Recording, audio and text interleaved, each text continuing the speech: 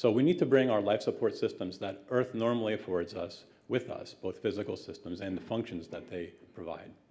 If we want to go to the moon, or if we want to go to asteroids and stay out for a long period of time, the amount of regeneration that we need in our technologies needs to increase dramatically, especially if we want to go to Mars. If we want to go out there for years and set up a base and become more and more sustainable, perhaps to the point of being self-sustaining, it's going to require a high degree of regeneration and use of, because there's never 100% closure in any loop, there's always going to be some loss.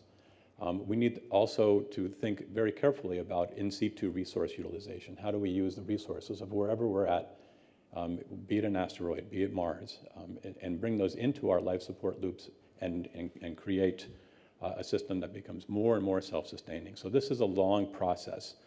Food production is a giant area.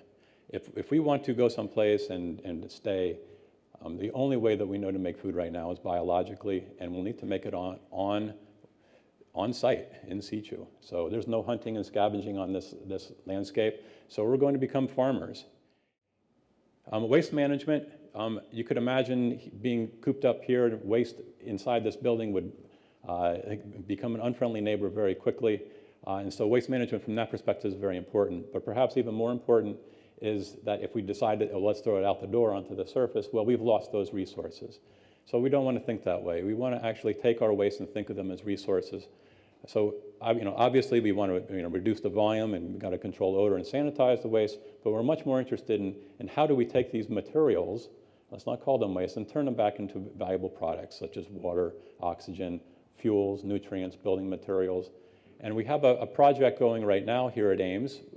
We're trying to utilize the cradle-to-cradle philosophy by maximizing the upcycling of materials. So we're taking trash as is, which is about 30% plastic, putting it into a compactor that dries the material. We recover the water, it melts the plastic slightly, and it forms a very hard puck. And this puck with plastic has a very high hydrogen concentration, and it was probably likely a very good radiation shield. So we're looking about the buildup of small localized radiation shielding in spacecraft with waste. Some energy production, usually it's not considered to be part of the life support scenario, but obviously it's a very critical part of learning how to live. There's no oil rig here. There's no oxygen to burn oil anyway. So we're going to be harvesting energy in a very different way.